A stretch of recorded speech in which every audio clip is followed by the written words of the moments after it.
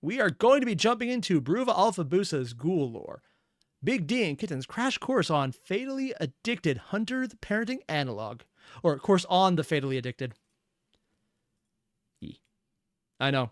Me doing something from Bruva Alphabusa. I've never done this before. Also, I am aware that they have a video coming out later tonight about the next episode. Or not next episode. They're doing a condensed version of their mage gameplay. And I'm definitely going to check that out next week. Maybe. This is an hour and 40 long. We will be doing it after we get through this and maybe just doing 2 of Bruva Alphabusa's videos next week because I can. And that's going to be awesome. Either way, though, I want to just jump right into this. So let's do it. Absurdly colossal thank you to our Patreon, YouTube membership members, including our benefactors of the day. Oh, god damn, their art is amazing.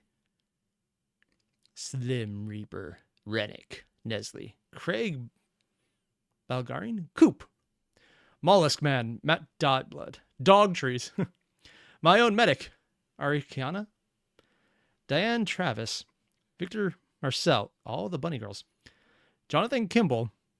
Okay, am I the one looking at this and thinking Jacksepticeye? Maybe it's just me. Sheep. He's a sheep. And Dommy, who, those are very terrifying nails. I love the art style, though. It's so cool.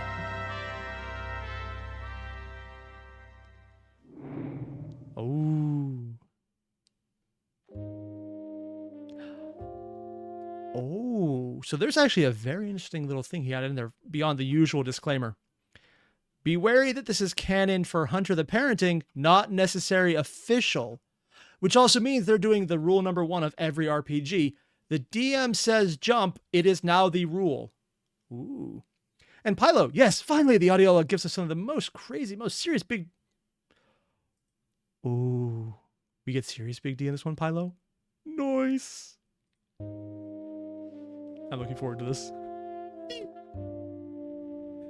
Slow panning shot? Ghoul hunting.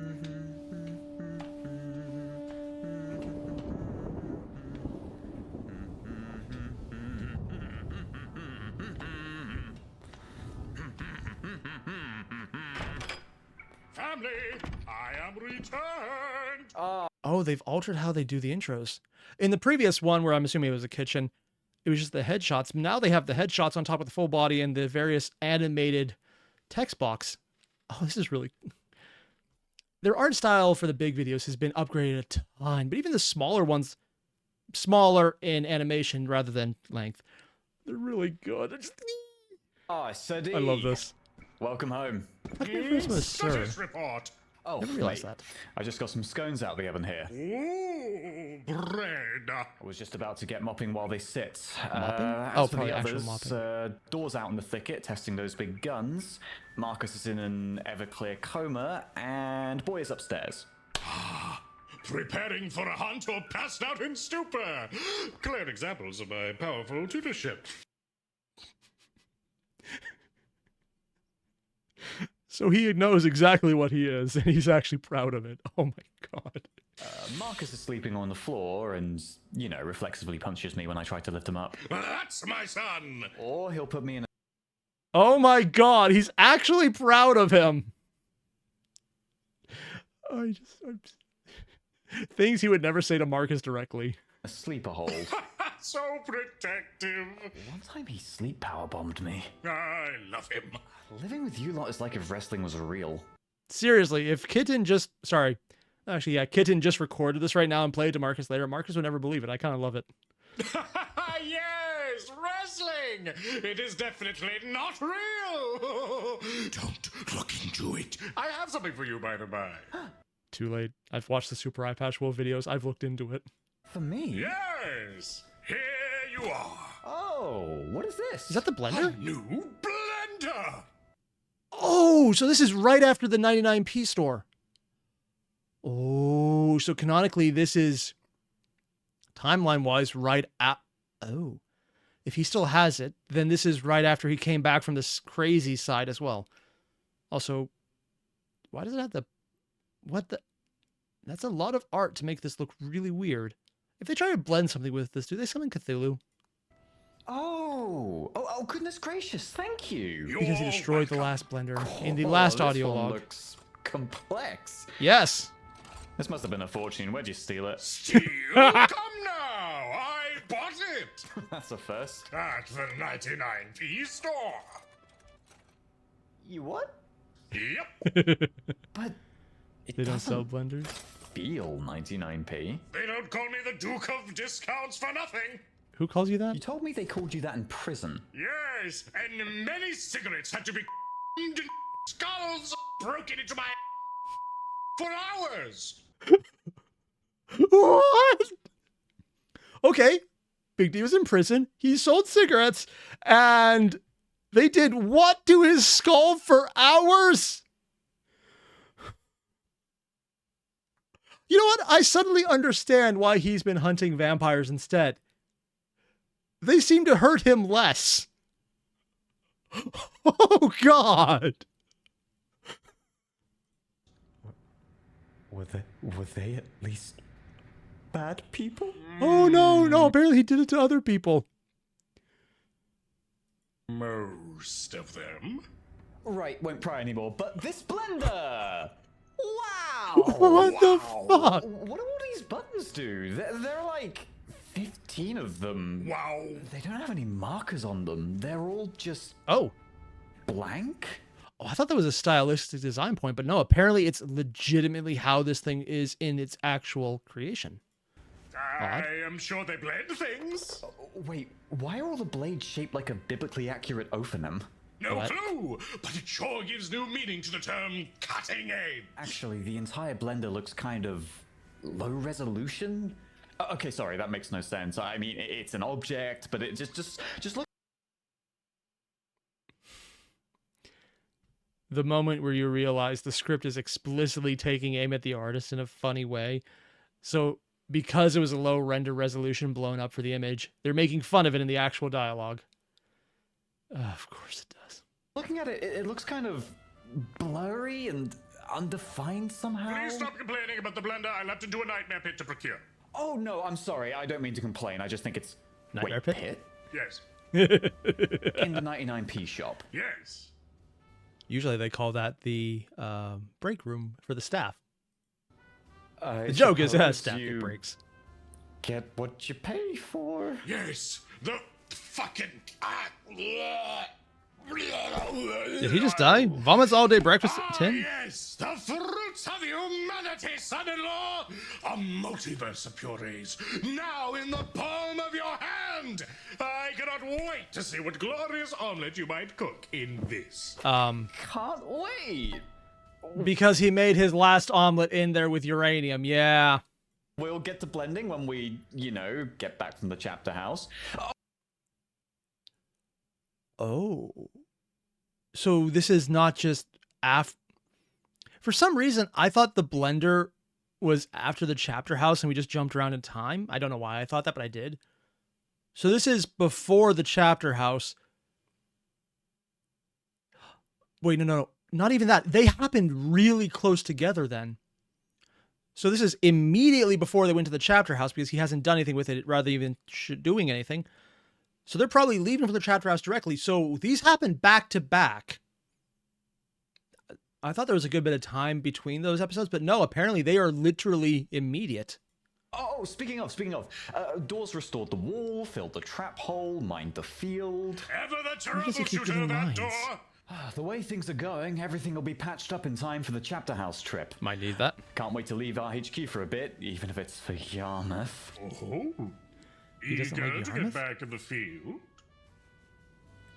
More the opposite. Being chased through my house by a bloodthirsty beast has had me a bit on edge. Just being here where it occurred is kind of uncontrollably anxiety-inducing. And he's basically describing post-traumatic stress on this one. Huh. Also, because we're seeing his legs, he still has the same robe that Kitten in TTS had as well. It's just blue instead of gold and black on this one.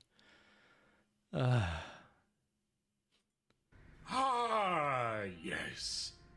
I forgot you're less acclimated to the lifestyle. The lifestyle? possible to acclimate to almost being killed in your own home? Actually, yeah. Yeah, it's basically just called going to school in America. That's not a joke. That's just an unfortunate reality. I hate it. It's a gradual process. That's disconcerting. Hold no worry. You'll find that sleeping in the blood of your enemies is fantastic for your mental health. Yeah, just look at D. He came out great. I'm sure no one has a problem with that. Those bloodstains in the cellar have actually had me tossing and turning quite a bit. It's also vampire blood. That might be a problem. The life of a hunter has little comfort to offer, I fear. But I give you my word. So long as we are under this roof, Oh. I will do all in my power to protect you. Yeah. Big D going serious with his eyes fully open. He's not doing an exaggerated smile. He's actually frowning. Dude. Just one of those moments where you see his character not hiding behind the insanity for his own or everyone else's benefit. That's assuring, City. Thank you. Since the bobbies didn't do any cleaning, maybe you Bobbies? could help me rinse those stains out? Pressure washer time! They have a I pressure was washer? thinking mop? This is wicked vitae we're talking about, and the pressure washer's already loaded with holy water. Is he really going to spray down holy water through a pressure washer on vampire blood? Actually, yeah, that makes perfect sense. I'm not even going to make a joke about this one. It just kind of sounds like an actual good idea. Let's head for the woodshed. Why is it in the woodshed? To hide And they have the movement. from the cop. They actually created an entire 3D house for this animation, didn't they? So that you could see the movement in the background while the characters are just on screen. I wonder if they have a render of it somewhere. And Bobbies are cops scoring Hobbit? Oh. Why? I Odd, will okay. have the Norfolk Police adulterate my Sophian holy water with that Sophian? post-Nicene grease. My mind is limited in what it can figure. Actually, I don't speaking know of what bobbies, Sophian is, so okay. before he collapsed on the carpet, Marcus mentioned something. Post-Nicene would be probably the Council of Nicaea. So Sophian was probably a council prior to that. How long has he had this holy water, or does he have a specialty priest who doesn't conform make it? You know, actually, both are completely possible at this point, so sure, why not? Do you have contacts within the local police force or something? Technically. Oh, he met with the Chapman guy, did he? I guess. He met an officer who claimed to be working with you. Oh, yeah. Same who was at the well station. Another hunter, it seemed. Nope. Yes. He's the officer who interrogated us. Wait, what did it say? Violently what? He's the officer who interrogated us. Violently throws himself into the woodshed. Okay. He's just also looks a new friend of mine. He's been covering things up for us. It's probably why we ought to return to the house so soon. Yeah, that would help. Goodness. That's great, actually. It is. So, if you see him around, be only marginally worried. He's an ally. Only marginally. I never thought you'd make friends with a cop, huh? And I never thought they'd let me back into the Holy See. That's Rome, right? Back in. I'm not sure what I want to ask about more. What was he doing for Rome that they would let him back in? Or what was he doing the first time where they kicked him out? This is just a freaking big-lipped alligator moment on Bruva Alphabusa's part, probably, where they won't ever actually get to it. But I wish they would, because that's just as loaded with a story there, man. Now, pressure washer time. They actually animated in the pressure Right. washer. Good. From the simulator, probably. Might be something worth mentioning to Boy. He is, a bit paranoid as of late. Smart move. Smell that. Smells consecrated. Ah, yes, and boy. Let's not make the obvious jokes on this one about, oh yeah, consecrated water. If it's Catholic, you know it definitely didn't involve anything illegal. Because I will never say anything else about that.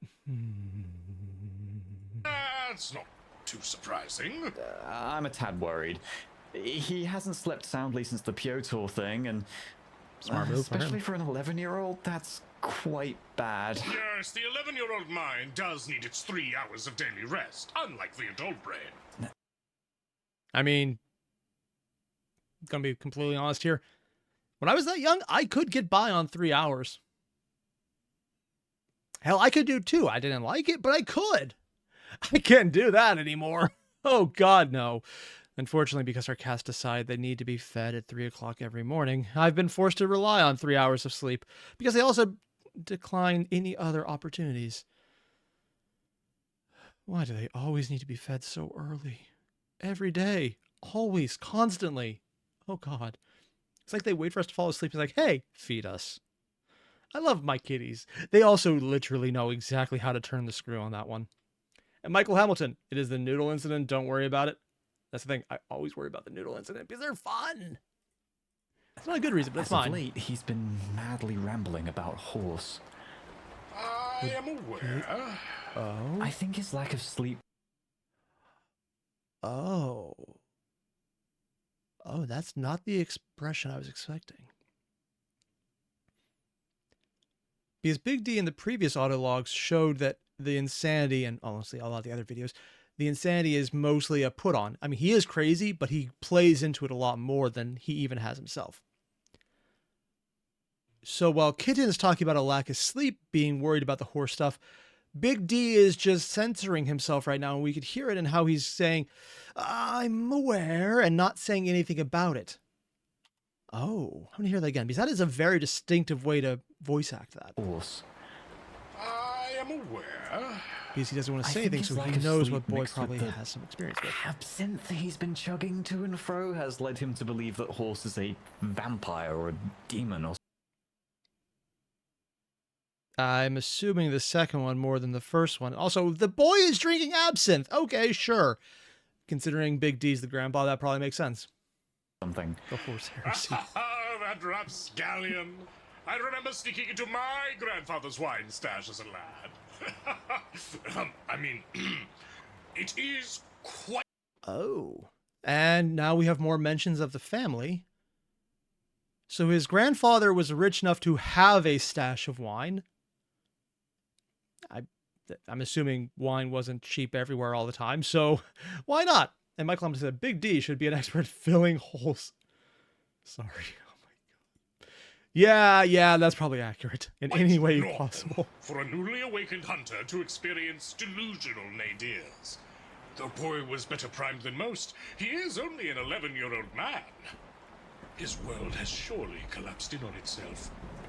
It will take time for him to find himself in this new paradigm. Big D is bullshitting this completely, isn't he? I think he actually is. He's bringing up real information to cover over the fact that he doesn't want to talk about horse. And he's immediately talking about boy instead. Huh. Not commenting about the vampire, not commenting about the demon. But that does not mean we cannot help him find his way. Oh yeah? How? Moratorium time! What? No more drinking! Oh, thank God. Psychedelics and cigars only! That's not much better. But it is better. Arguably? I've never lost an argument in my life. Checkmate! Let's go. Pressure water, get! Okay. I mean, technically, you can't ever lose an argument if you never realize anyone else is arguing with you. Yeah, okay. God. Oh, And Saddlebag said you get... pounding. Oh, but the power... So Saddlebag, you said in the comments section that you aim for 7 hours sleep and would not function on 2 to 3. Yeah, neither do I. It sucks. Part of the reason I drink so much caffeine is actually that I really do just enjoy coffee and tea. And the other reason is because it's something I really enjoy and also need. Who'd have thought that would go that way? Pounding has yet to begin. We haven't even broken into the Arcanum yet. Do we have to break in? Oh, just said that too. Can't we just knock? Cool. So they didn't just get into a fight because they were there. They got into a fight because they literally broke into the chapter house. Of course they did. send a letter? Son-in-law, you know full well we would sooner be subject to sniper fire than be let in again. Remold Blacklaw, yeah, ancestral blood feud and all that. But the Chancellor would How surely ancestral? listen. Would he though? If he heard there was an imposter in the chapter house, Would he, yeah, I though? think he'd let us in. We will still need to get through Remold. Wait, why is he saying imposter instead of just a spy? An imposter is someone replaced, where a spy is someone who's there who you didn't realize wasn't supposed to be. It could just be a random word choice, and I could be reading into this too much, but imposter is a very different implication. Because the mystery hasn't been solved unless I missed an episode. We're not sure who the ghoul, if it is only a ghoul, is. My money is still on the chapter master being the ghoul because of the chart showing reduced deaths, and that might be his entire point. Just less hunters dead. But if it's an imposter then, instead of just a ghoul, then someone there is not who they seem, as opposed to someone there is a flat-out traitor. A traitor chose a side and is lying. An imposter was never on your side, and the person you thought was is probably dead or tied up in a closet. And Michael Hamilton, he once combined 5-hour energies, then chugged them, and I saw the fabric of the universe. Oh, wait, no. That's 5 as in the number, and then the word 5. I thought you just double typed it, but no, that's 5 of them in one go.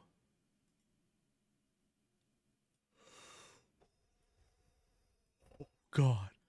I mean, the one time I had 5-hour energy, I was so tired it had literally no effect. But 5 of them would probably have an effect, like, your heart exploding. Breaking in is our best bet. Even if he were to accost us before we can get to Arkham, he will have to face us in hand-to-hand combat. Which they did. I'm just gonna lug around my spear the whole time, I think. Yeah. That would be funny and It was funny, too. Especially given the presence of that Blacklaw hooligan. Which one? Oh! And that ghoul Kevin told me about. Goodness. Has he mentioned Kevin to anyone else yet? But he didn't add context, so they still might not even know about Kevin.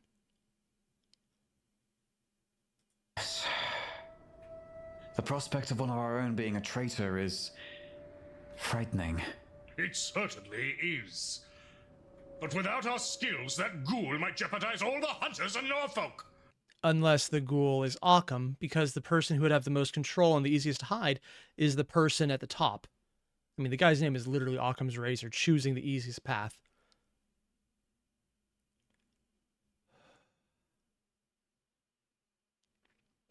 In that case, whoever attacked him might either not be a plant by him, but actually someone else interfering, not just the ghoul side.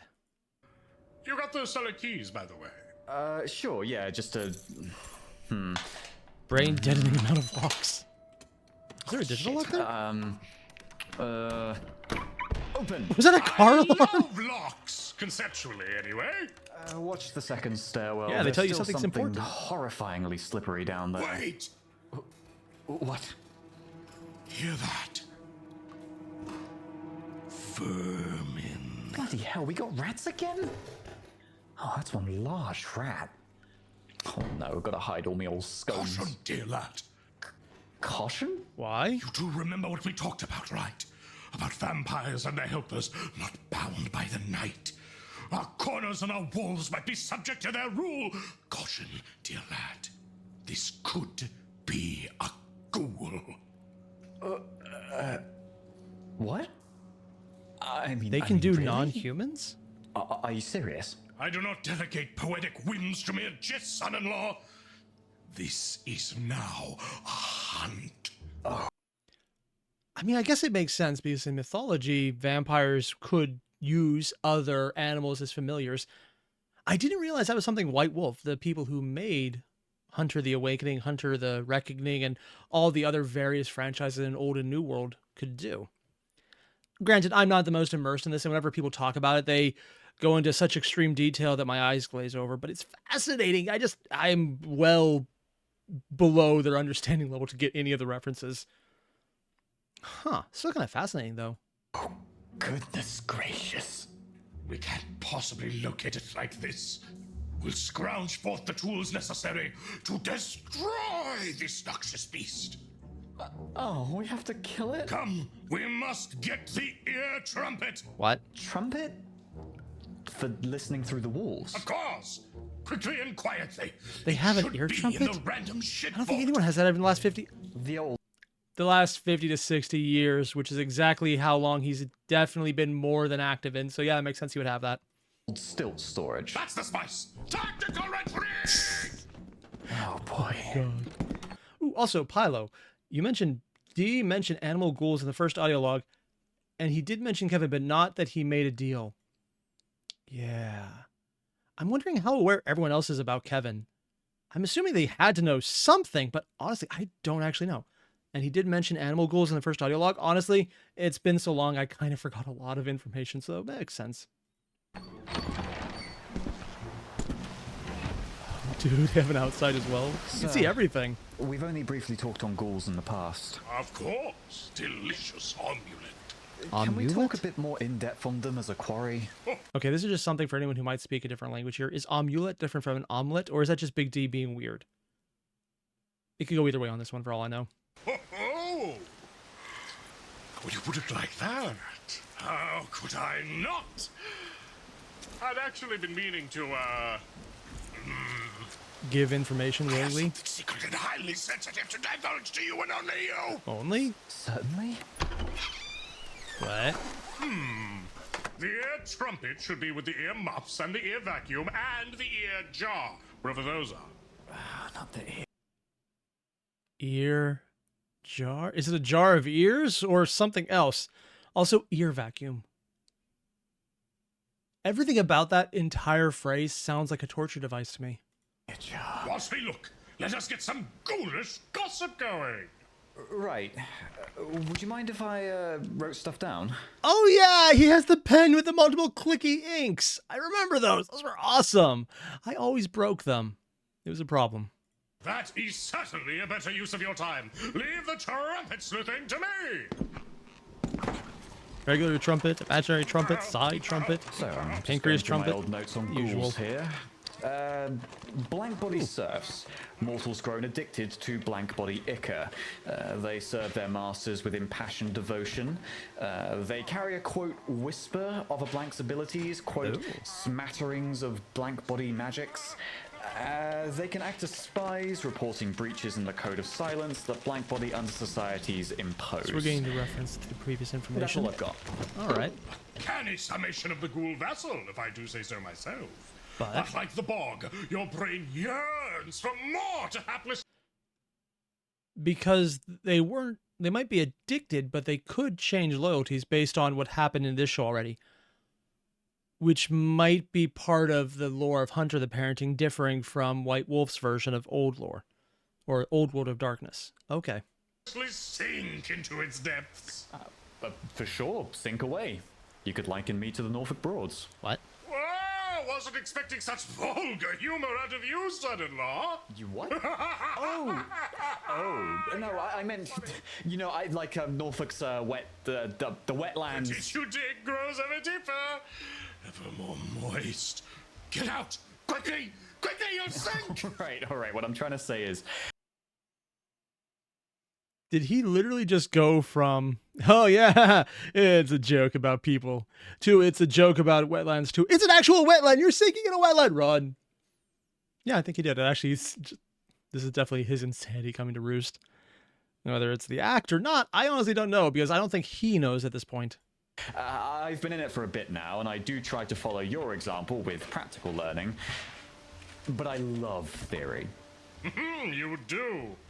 I cannot get away from the fact that I love theory. True. So I just want to pick your brain a bit. It might help us with spying some clues that can help us spot the ghoul easier. Your wisdom is vast. Allow me to rip my brain forth and present it to you, warts and all. You have officially If your entered brain has Ghoul warts, you might have School, issues. dear student. And your first lesson? Well, Ghoul 101? I'll let you plan your own curriculum, so we avoid another letting the vampires drink each other for power scenario. Yeah, it's probably a good option. The fact he didn't tell anyone else about this one. Marcus would love to do that too. We'll talk about that. Ooh, I found my old humor extractor. Right. What? Grand. So that. Which humor?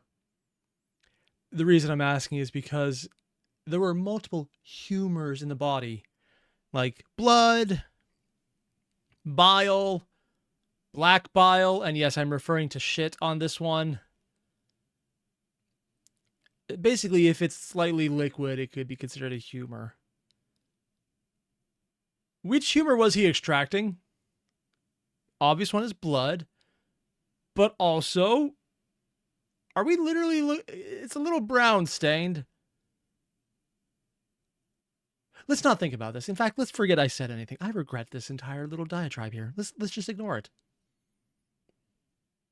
Then I have a first subject, just laying out the basics.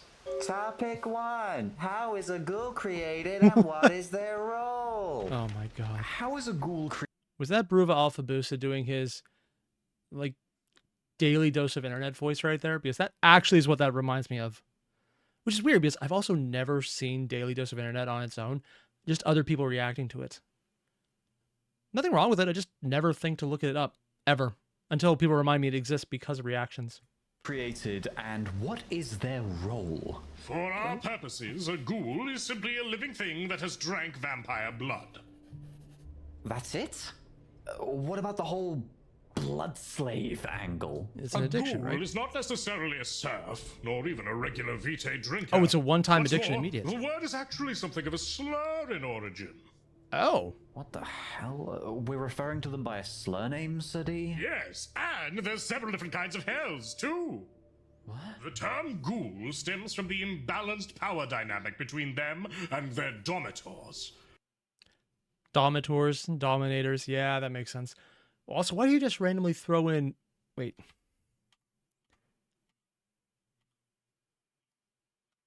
Did he mention the word hell? Yes, and there's several different kinds of Hell? We're referring to them by a slur. Because he asked what the hell is an expression, and Big D took it literally to talk about different hells. Oh.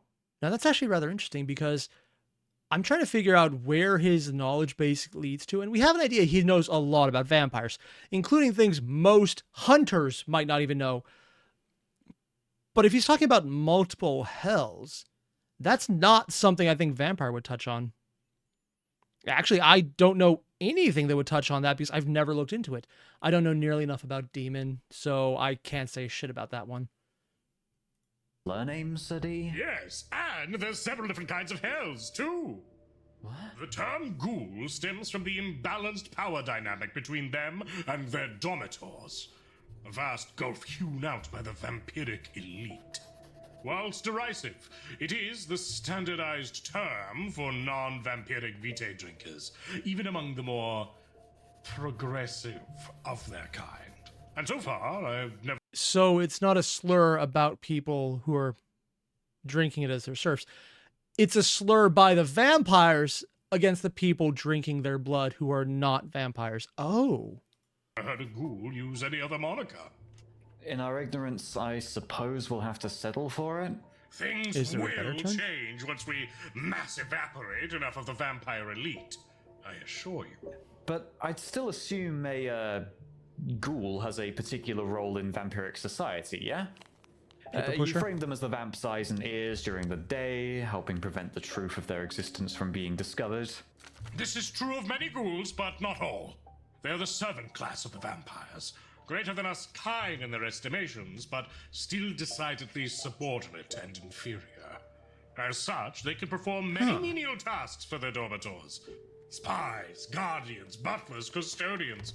Some even have no true purpose to their power-broking schemes, Oh. and are kept merely as trophies, pets, or companions. So, in a way, does someone who earns a wage have a particular role in our society? It's the same answer. Is that an apt comparison? Yeah! Because he views all of society as basically from the punk aesthetic of, I want to tear it down! Fight against the machine, yeah! So he probably hates it explicitly because it's the society vampires have created because they're the ones who secretly control everything. Or the mages who also secretly control everything but don't really care unless they do. Yeah. Yes. Much like the peasant class, they are defined by their exploitation by blood-sucking vampires. Yeah. Ah, like me old manager. You get it? The difference is that ghouls too suck. A horrid, awful example is a ghoul we hunted 11 years ago in Poland. Oh? Her name was Primordial Hag Rosalia, a title she herself insisted upon. She was Isn't that the name of an anime character? Is he referencing a random anime? Nah, it's probably not. an amazing but complex woman. Oh? Upon courting me in the tranquil embrace of a Wednesday's twilight amidst a holy grove at the ancient Oakland, I soon learned of her fatal addiction.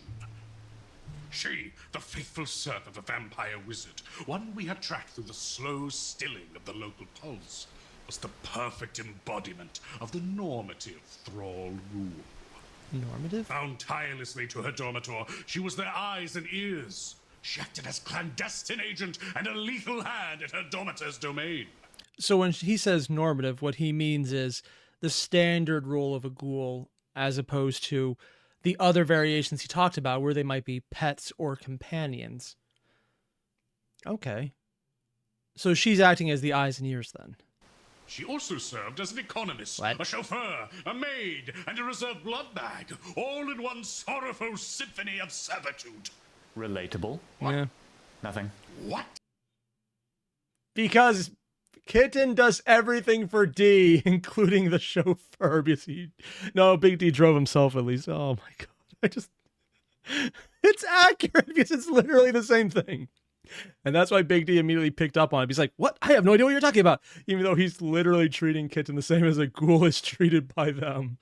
He probably has a much higher estimation of Kitten, though, than most vampires would have of their ghouls. Sorry. What?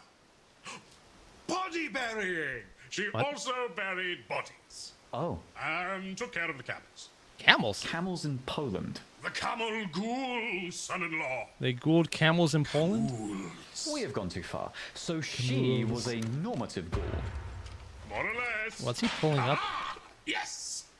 You found the ear trumpet? By human hearing, we are no longer bound. We trumpet by ear. Our prey will be found. You inspire endlessly, sir. Oh, thank That you. is a word.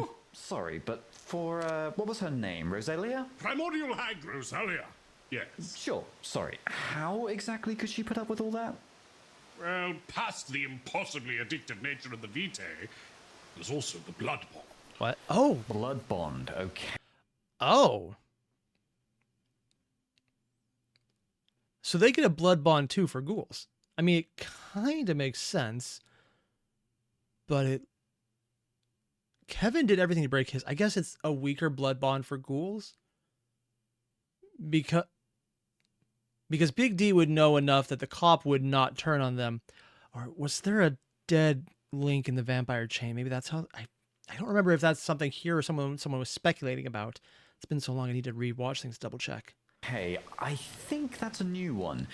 Let's go with that for our next topic. Certainly. Let's keep up our discussion as we head out. But first, let us see what we might have gained. Is it smart to talk about... All right, trumpets up to my ears. Say something What funny. is- Oh my god. Something funny. It's too loud. I'm sorry? Perfect. With war gear in hand, this is where the hunt truly starts. Let us go. Oh my god, he's insane. Right, so...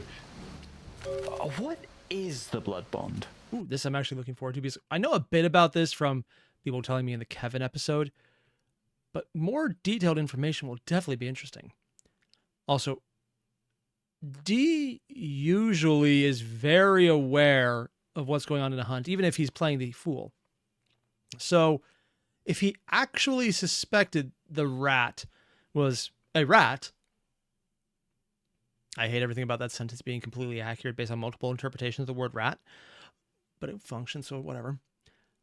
then why is he talking about all these, hey, you should not know about it things that would indicate that this is things they should not know about? Or is it that he's trying to make the familiar more likely to find them and be easier to find in return by talking about things it'll be wanting to listen into? I'm probably reading into this too much. You think normally he would hide everything. It is a truly, unquestionably vile thing.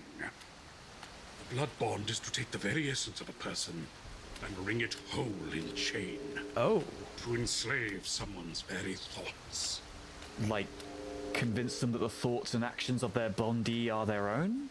In a way, son-in-law, but much worse. How are we The blood talking? bond is, to most, completely indistinguishable from the natural feelings of loyalty, faith, So it's duty, enforced and love. obedience then. The blood-bonded brain would do its all to trick itself into believing that these feelings, and anything demanded of them by their regnant, are legitimate, justified, and good. It can warp a thrall's very perception of reality.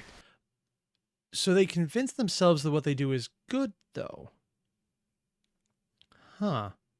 Also, Michael Hamilton, you're apologizing for the double post because of your signal? Don't worry about it, man. It's fine.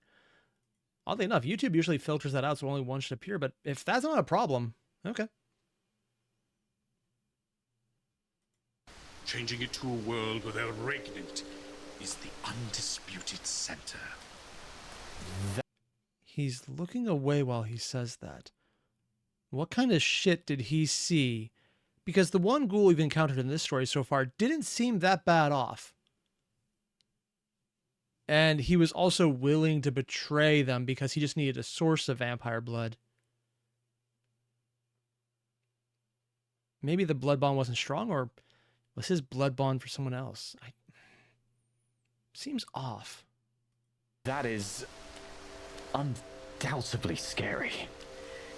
But being blood bonded is not a prerequisite to being a ghoul. A question with an irritating answer. It is not, but almost all ghouls who drink directly from a dormitor are immediately bound in some way via the Directly. So there also has to be a way to do it indirectly as well. Oh, maybe that answers my question. first drink. It is often assumed to be a prerequisite, because their bond exists from the first drink.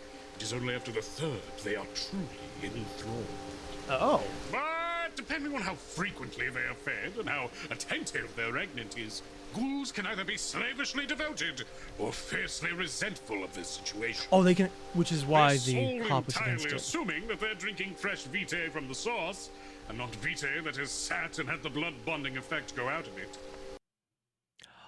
Oh, so theoretically they could actually create ghouls who are not blood bond by just having the blood sit. I'm wondering if that would imply there's probably some really fucked up group out there who just puts a vampire on tap and ages the blood like wine, so they get all the benefit of being a ghoul, but none of the actual control. That's so incredibly fucked up, I'm assuming it probably does exist. In the end, a liar is someone who has lied. A thief is someone who has stolen. A rat is someone who has talked. A ligeois is someone who has, for whatever fucking reason, decided to live in Liege, Belgium, and honestly hasn't had the sense to leave yet. I mean, doesn't like honestly. Belgium. Short, said he. And a ghoul is someone who has drunk vampiric vitae. The qualifier is only that you have committed to it once, and the label is not necessarily a permanent one. Oh, it goes That away? is all a ghoul is. Ah, right, got it. Okay. Why is it not permanent? So this slavishly devoted part of our summation of ghouls is the result of this blood bond and not actually necessarily part of being a ghoul, yes? Well, yes and no. no. Don't do that. Ah, son-in-law, it is me, Sadi.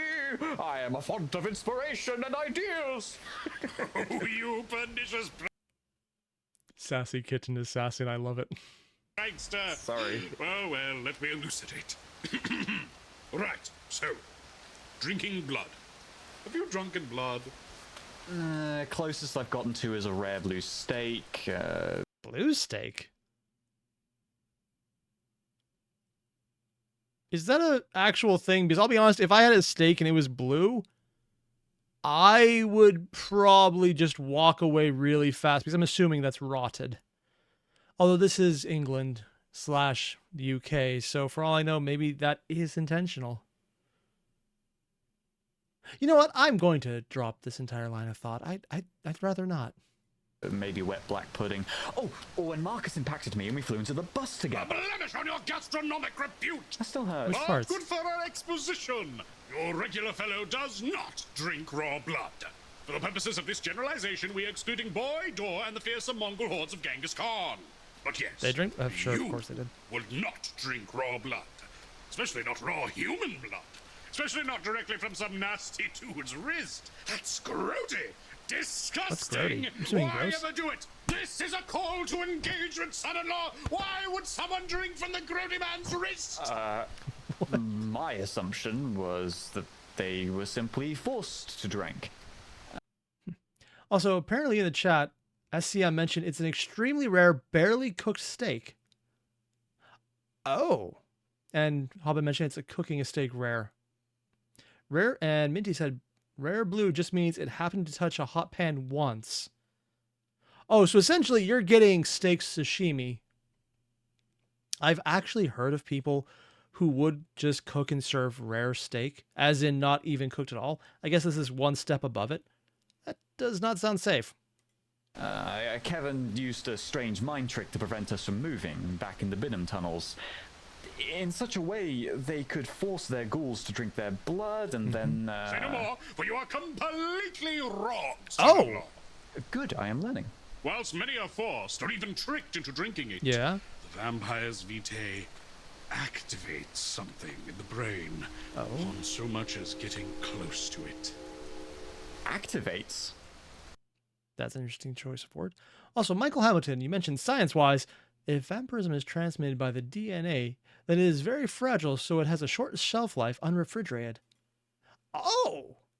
That would actually be a very scientific reasoning for it, which is why I never really considered it, because, well, magic. Although every now and again they do ape science in these kind of science-y settings that are somewhat fantasy, but mostly fantasy, but somewhat scientific, except for when they're not. But I explicitly thought science-y stuff here was based on a bunch of mages who wanted that to be reality and convinced everyone it was. Concept of free will is blasted into the realm of myth as you, small lad scared by slightly too big chicken, suddenly guzzles down that foul corpse liquid. No, that irresistible wrist nectar with no fear, no disgust, and barely any notion of what you're doing. That is as appalling as it is worrying.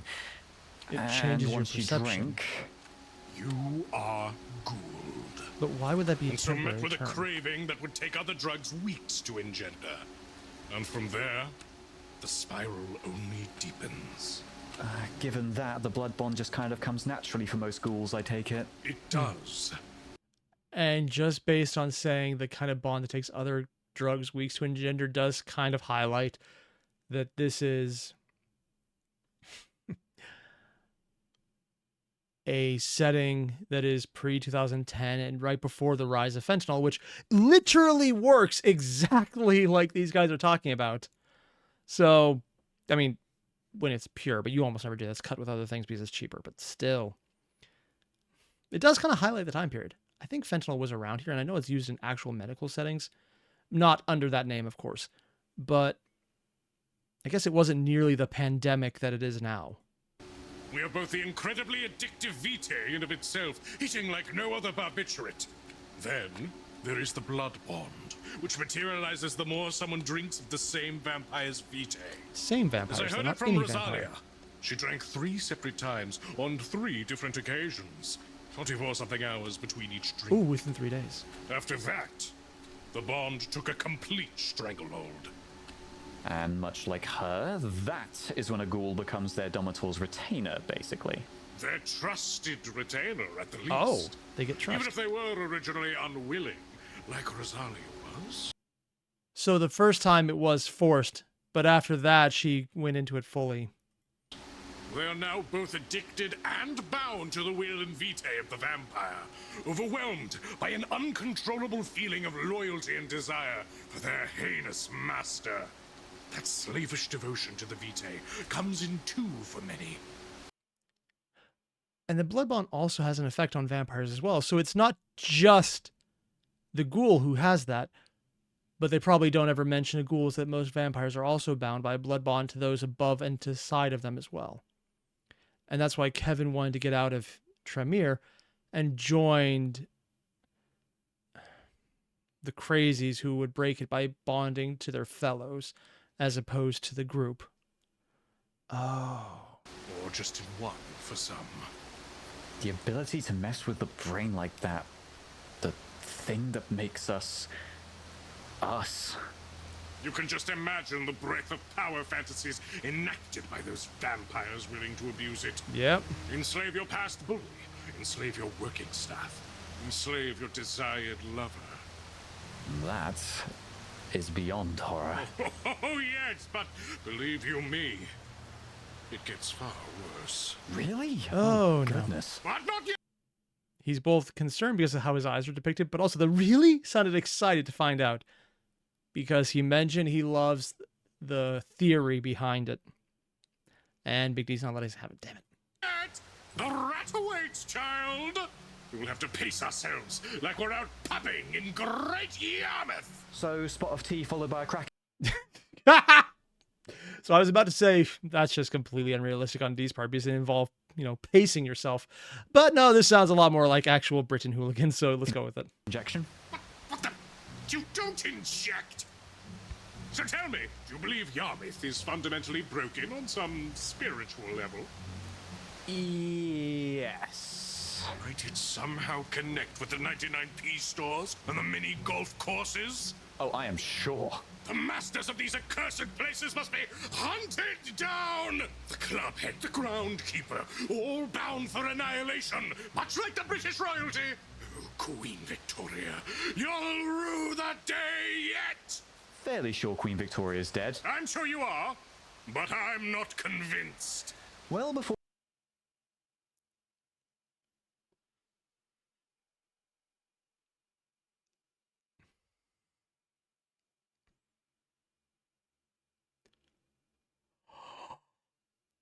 No,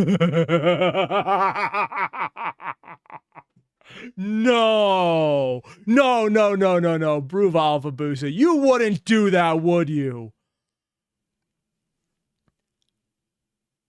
Queen Victoria was known for always wearing excessive white makeup, covering every single bit of her skin. To the point where she always looked massively pale. If he wants to play this off as a vampire in the sunlight and she's not dead, it would be so easy to say, yeah, I wasn't never in the sun. I just wore fancy hats to cover my eyes and everything else was coated and completely covered. So sure, if he wants to play that, and then at that point, you'd almost want to have like some random vampire who's aware of Big D for a long time now, who might randomly play a pipe or something and would be watching him. I don't think that's where it's going, but I would absolutely love if he decided to run with Queen Victoria as a vampire who just gracefully stepped off the human stage because she wanted to do other things. Because funny shit afterward. Oh, that would be such a cool little twist, and I would love to see if that happens. Before we get back to the hunt, let me ask. Are there vampires who never actually blood bond their ghouls? Certainly. I've known vampires who refuse the blood bond out of principle, but still feed vitae to their ghouls. Kevin. They need only be careful.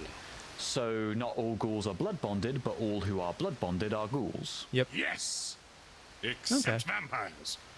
Well, vampire ghouls are, for our purposes, technically a thing. Also, I don't know why, but this just reminded me, someone told me about the Flesh Cathedral.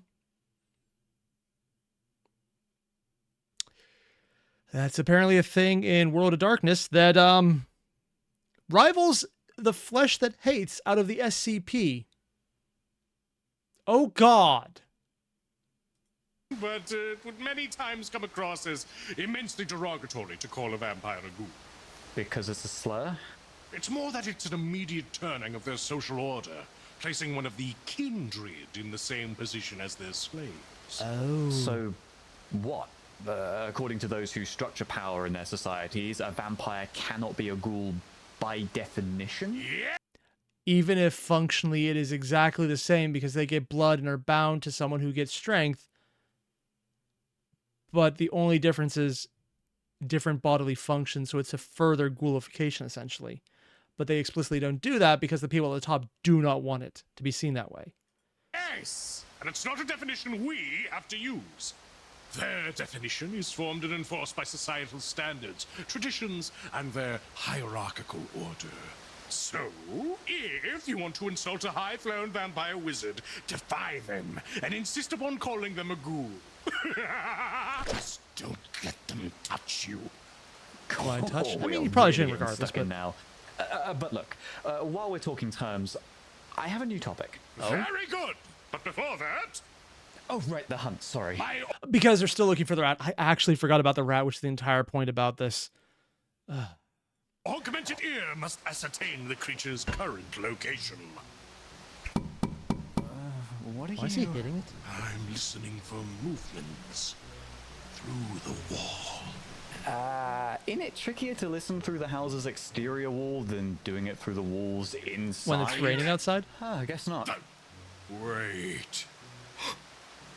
I think this rat has 8 legs? That's not a rat. Legs. What poor freak has invaded our home? If they are Wouldn't able, there be a spider? they will soon come to regret You wouldn't be able to hear that, though. To the kitchen! The kitchen? All right. Maybe I can pack away the scones I made before they dry.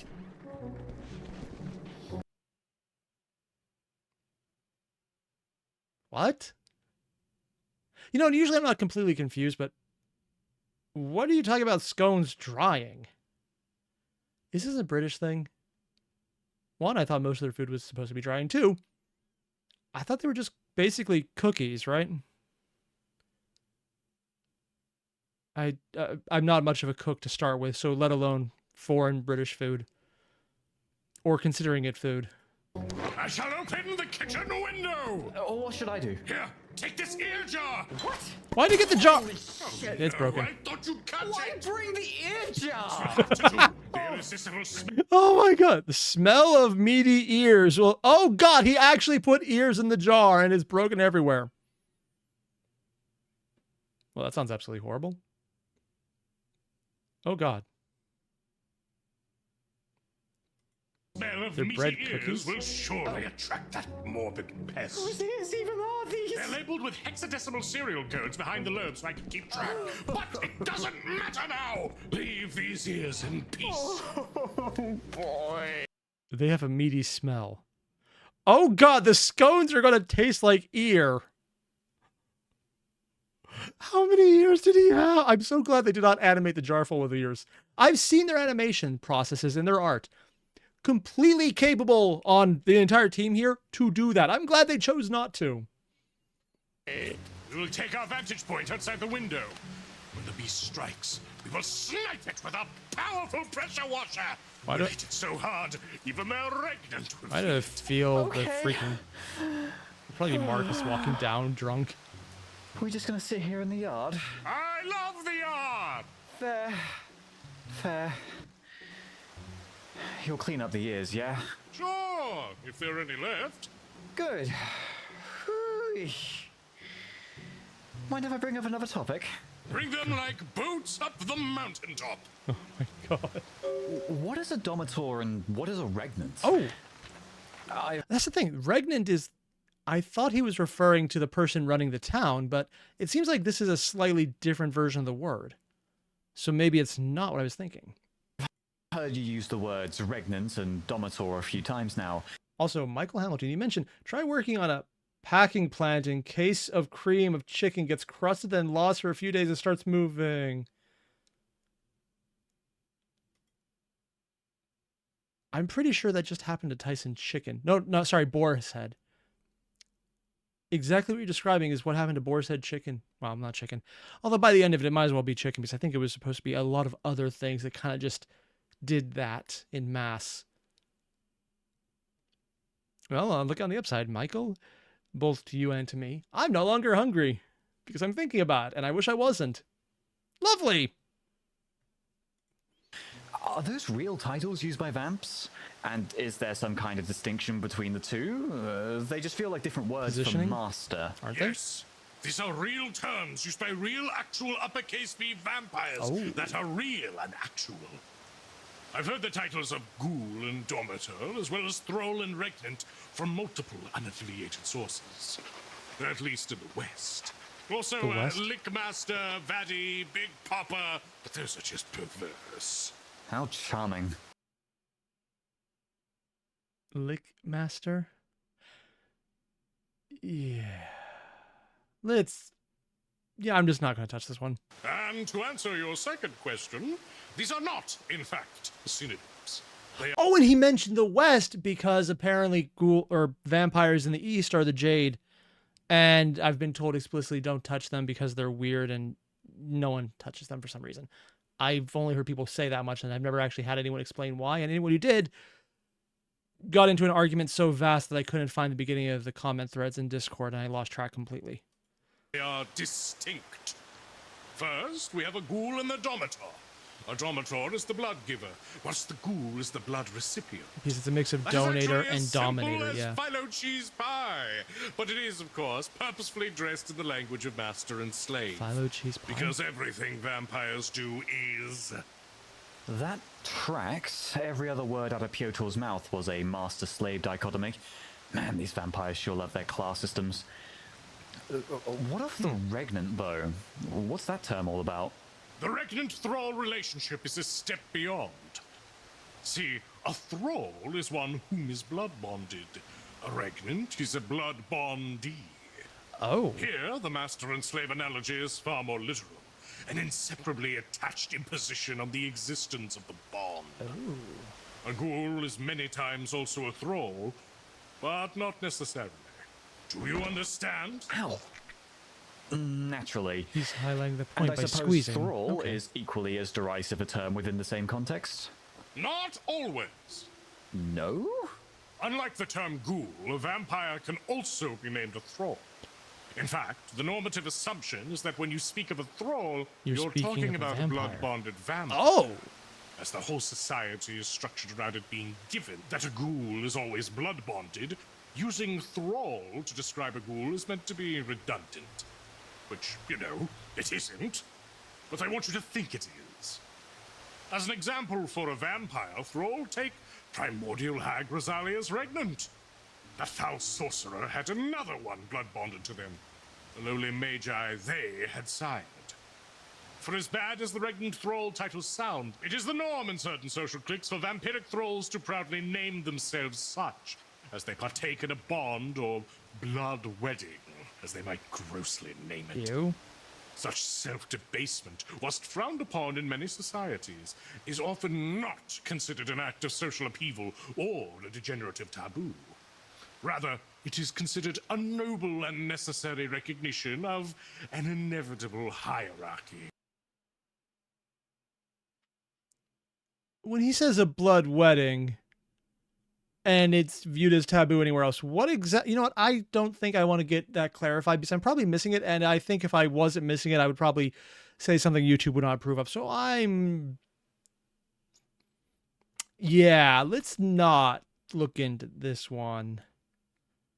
Okay. That serves to keep social order intact. That is, of course, unless the blood bond was imposed by someone of lower clan onto a kindred of higher clan, say. Oh. So instead of the thrall part being bad, it's more someone of higher rank, someone taking someone of lower rank, and it's bad when someone of lower rank took someone of a higher rank, so it overturns the hierarchy. Because the hierarchy is heavily enforced in vampire society, and even the ones who say they don't want to have a similar thing. Okay. And Michael Hamilton just chimed in Alabama. Oh yeah, because they have the same blood, so they share blood, so it'd be interblood mingling. Yeah, very Alabama. Or Mississippi, take your pick. God, two wholly different kinds of caustic jargon. Two? Yeah. Ha-ha! Who's keeping count, eh? Count! Like Dracula!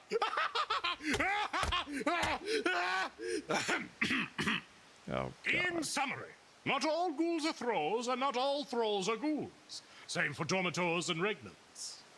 The vampire elite really loves to use norms as a weapon, huh? I mean, just Much the like vampires. any elite. That's true. He's Now, not okay, wrong. this is all fine and good. Or, no, excuse me, this is horrible. awful. True! Yeah. Except for the god part, probably. A serf willing to do any... That This is god-awful. True! Except for the god part, probably. they moved on from that really fast, indicating that D is not aware of the bullshit going on the mage side. Mostly because, honestly, I still can't keep track of that myself, and I've actually looked into that. So he knows the god thing is in debate because it could or could not be a thing, and either that would be that God finds it awful, or that God even exists, or is there, which, depending on how you're interpreting some of the stuff about mage, is, yeah, God was a thing, we kicked him out and took over, because mages did that. But also, just the fact that he would even be aware of that, to question it, maybe not understand it, but question it, means he's more aware of things than I thought. We kind of already knew he had things outside of the general vampires because of how he's been talking about things. I wasn't sure how much. He would only know to question it based on mage knowledge. And we already knew he was talking about the demon stuff because he explicitly moved on to a different topic when Kitten was talking about Boy thinking that Horse was a demon of some kind.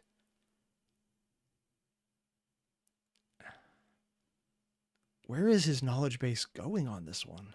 Serf willing to do anything at the call of someone as morally bankrupt as Piotr. I can see just how dangerous that is.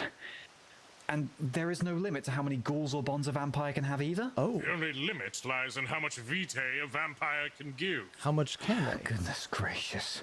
And that would be the problem, because if you didn't do it directly, you're doing it indirectly because it's easier to attribute blood, which is how you get ghouls like the police officer when they're trying to stretch out their vitae and not relying on a blood bond because you don't have enough blood to sustain that if you're trying to go for a wide variety of ghouls instead. And that would be why the police officer was even able to betray them, because he was never directly bonded. He chose to do it. Okay. But as I understand it, that's still not even as bad as it gets, yeah? Oh, no. Oh! No, no, no, no, no. No, no, no, no, no, no, no, no, no, no. Not by far. The eight-legged rat thing we now hunt. What is it actually going to turn out to be? Likely a hateful example of just that. What? Wait. Sir, my scones! Your sconers? My scones! Your sconies? Look! Through the window! What? They're bloody gone! Scans. Scones! Gnomes. Did the thing take them? Or is Marcus awake? Damnation. I'm just going to call it now. It's probably Boy. They're never going to find the rat, which they'll think is just a rat. And Boy ends up because a spiritual successor, even if different, Boy in TTS is absolutely trouncing the rat. Because they brought Skaven into TTS. And Boy explicitly, before they had to stop the series, confronted the Chaos God vermin and beat them without realizing that's what they were doing. So over here, they're probably leading into Boy taking out the rat, and it is actually a monstrosity in its own right. And they'll just believe it was just a rat. If that's what they're leading into, I'm absolutely looking forward to this, because they're probably going to have something horrific when they finally show it. And into the house, quickly!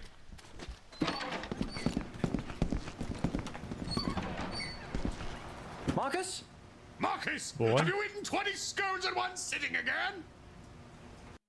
20! Okay, the scones I've seen are like fist-sized. Unless they're a lot smaller. Goddamn, even I can't do that.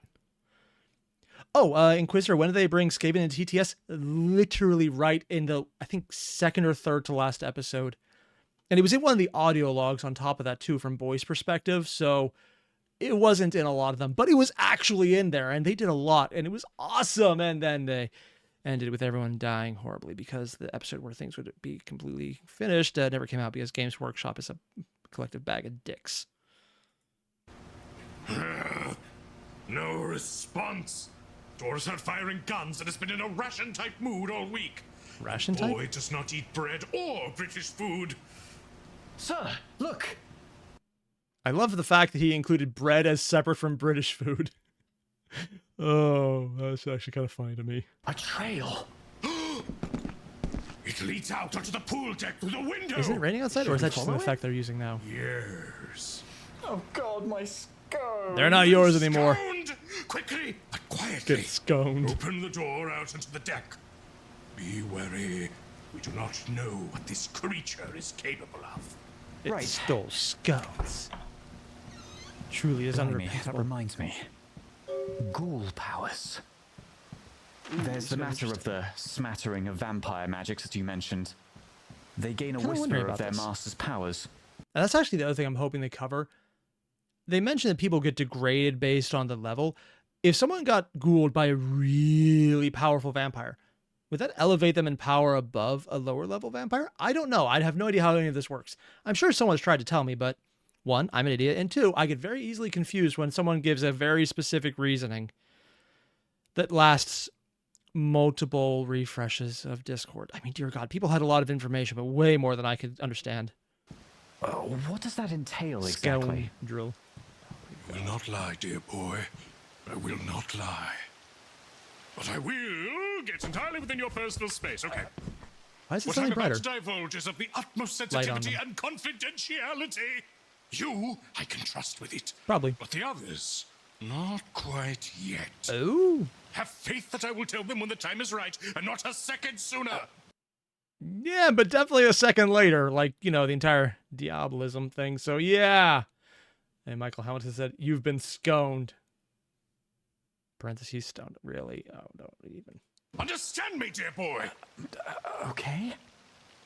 But I will first point out the scone trail, Scone? Scone's the version. scran, the scroak, the skrell, the You're saying enough words. I'm starting to think I need to start maybe abbreviating or not abbreviating, censoring them, sir.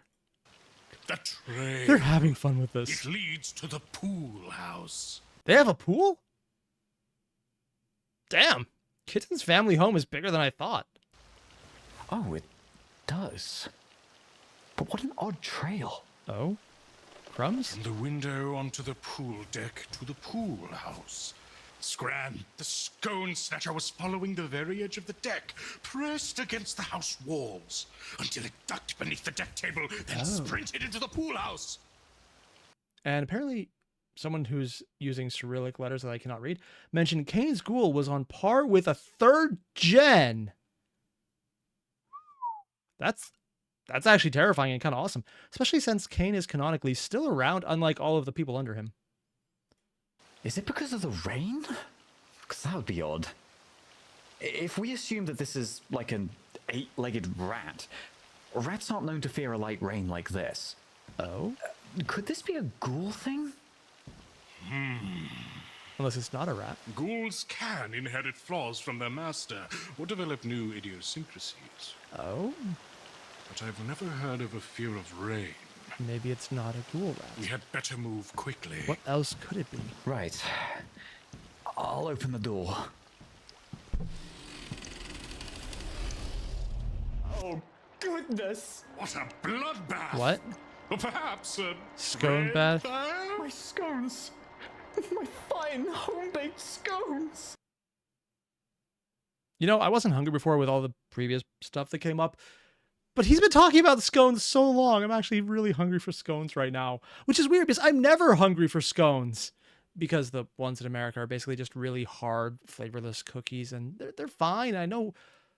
Oh, shit, I actually know one place that made really good scones that were almost cake-like. Ooh. Well, fuck my diet. That's not going to happen today. Ripped apart like the common 99p loaf! I'm so sorry, son-in-law. Yeah, she sounds sorry too. Never be a victim in the fight against evil. I wanted to treat the arcanum to my family's scone recipe again. Again? Hold a moment. The creature could still be here. What? Honestly, I think it would have been a much more interesting fight if they were literally trying to serve scones while fighting. It's like, here, take a fight. Now let me stab you as you eat it. Let's all be honest. Big D would definitely do something like that because it would be so absurd and insane and ridiculous that he would completely run for it. What? There's an easy way to figure that out. No, wait. Go! The water jet's etched itself all over the woods. Yeah, can you imagine if you tried to clean something with a laser instead? I'm not referring to any video in particular we already saw. Oh, the pool house and the deck stains all patchy and oh god, a plank snapped. How strong was that pressure washer? What? Or just Big D? Son-in-law! Look closer. What? Oh, it wasn't visible under the deck stain. But now that it's been blasted away and I have to repaint it again. Focus. Sorry. What was under it? These are claw marks. Rat would not be able to do They're that. only here, and they've left almost like small craters behind them. That ain't no normal rat. Can you suss out what happened? It's a very strong rat. Oh shit! There's a small dent on the roof right above. Did It they jump jump up onto the roof from here? or down from it? Can they do that? Let me tell you about just that. Sure, but What the? what if it can hear us? We'll move out and go to Door's workshop. Given our findings, the creature seems to not like rain. But it jumped onto the roof. Wouldn't there be more rain there?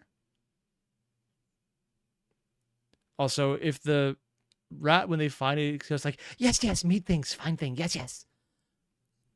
I'm going to laugh my ass off on this one. Skaven just are kind of amusing to me because they're entirely insane. And I'm assuming it's going to be Skaven somehow as opposed to actual Ghoul. Or specifically not Skaven and maybe just random were-rat, maybe? Sure, why not? It's likely hiding by the chimney. By Or the chimney. perhaps even Out of the rain. in the attic. Getting around okay. the outside, yeah. Oh, we'll go get one of the ladders. Let's go. What the hell would Kitten and Big D store in an attic? With all the crazy shit they've seen, I'm actually more curious about that than anything else. Also, Michael Hamilton, you mentioned science-wise, if vampires are weak to sunlight, would a fusion reactor or UV light kill them? It depends on if it's a scientific reaction to the UV light, or it's more of a, we believe this is a thing in mass because mages said so. Which is admittedly a completely viable thing, because magic.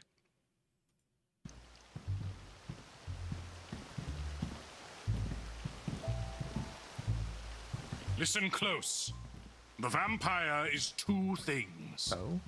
The body and the vitae. The human and the beast.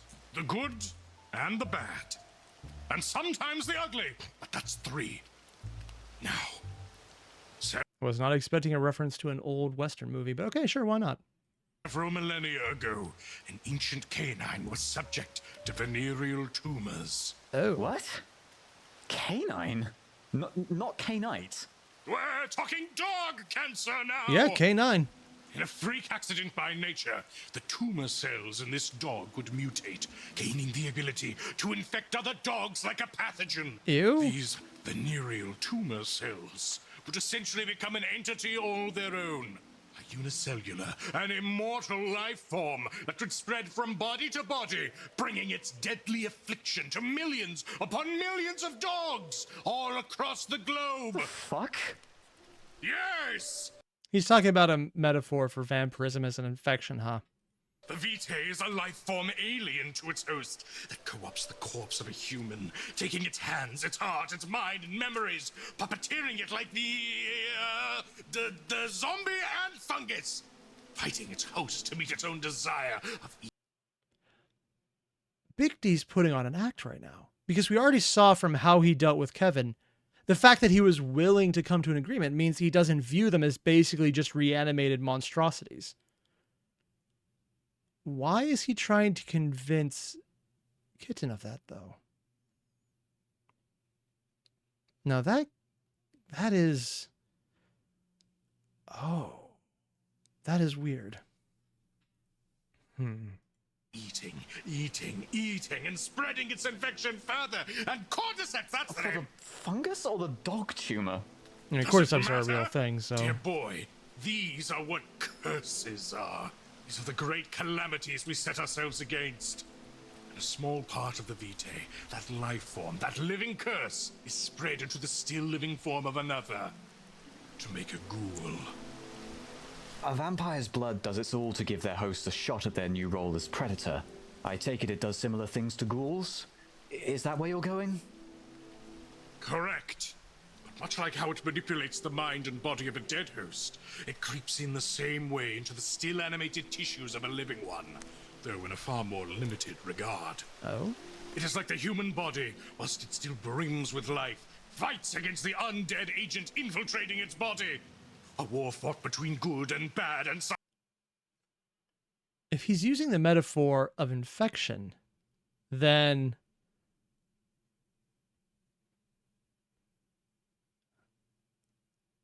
would there be rejection from some of them? sometimes ugly within your very flesh. Probably the ugly part.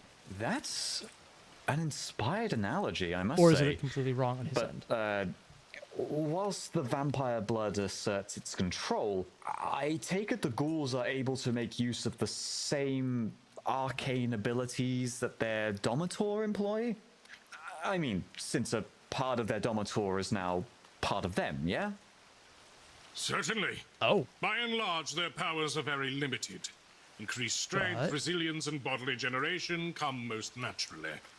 The overwhelming majority of ghouls I've met are limited to just those. Oh. The overwhelming majority, which means multiple. We already knew he's hunted a bunch, including Rosalia 10-ish, 11-ish years ago.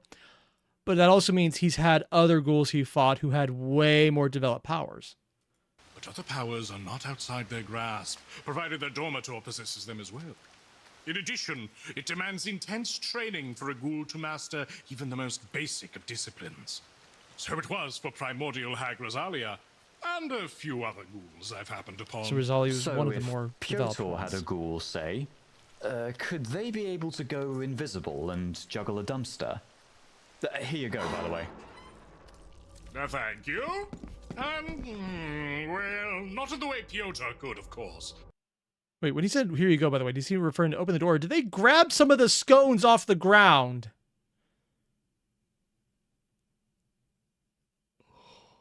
Sure, why not? Ratified scones could be eaten still. Sure, let's just go with that. A theoretical Piotr ghoul could train themselves to use a form of invisibility, but one that only works if the user is totally still. Still impressive. Alternatively, they could attain an ability to punch hard enough to easily break a leg, but not much more than that. There's just a lot of different vampire types out there, isn't there? Yeah. And I'm sure we haven't even catalogued half of them. We can't even know what ghouls can do because we barely even know what vampires can do yet. You keep saying we. I don't think you're using that word right. This is true, and there are as many ghoul variants as there are vampire variants, if not more. But once we get on that roof, we can add another one to our index. Ladder's here, by the way. Wait, shit, this one's too short. I couldn't even use that for my extemporalized pole dancing. There should be another one here somewhere. Oh, here. What? Wait, this one's also too small. Why does he have so many small step stools so you can get things on higher shelves? Yeah, that would do it. We actually need to get one for my wife because she's short and can't reach above the second level of the shelving. It's actually adorable. Which is funny because then the cats try and jump into the levels she can't reach. And it's like, if they get out there, they're never coming down. There's a wooden ladder in Horse's house, right? We're bringing horse into this! Yeah. Yeah, alright, we'll go get that one, I suppose. I could have sworn we had a bigger one in here. So someone is using it then because they're mentioning that there is a bigger one, so it's probably being used, and this is lamp shading when they bring it in later. Ooh. Whoa, horse time! In regards to this one, like as far as they go, I mean, ghoul variants. And on that note, this is where I'll probably have to stop this one because as much as I want to, I know for a fact I could sit through this entire thing in one sitting and love every second of it. But there's a lot of other videos I want to get to. So for right now, I'm going to cut this one here and come back next week, because not only we get this one, we're going to have the new episode that they're putting out tonight as we're recording this. So that's going to be freaking awesome, man. But yeah. Oh, this is so good. That said, I do need to get to other things that I want to check out during the live stream today. I have so many questions about how some of the phrasing he's using is interacting, because for all I know, Big D is throwing out random things. And then there's the moments where it almost feels like he's lying to Kitten. Specifically the moment where he talked about how the dead vampire has no humanity left. They are just the curse infecting the body, using the memories. But then we had Kevin and everything Big D was willing to talk about, willing to treat him like a person. And that feels so tonally different that it almost feels like Big D is lying now. And I'm wondering, is he lying to make being a hunter easier on Kitten, or is there something else going on? And I do not know. Because they know about Kevin in the sense that he was there. They know that he got information from Kevin because he was interrogating him. But it doesn't seem like they know that Kevin is still around after the interrogation.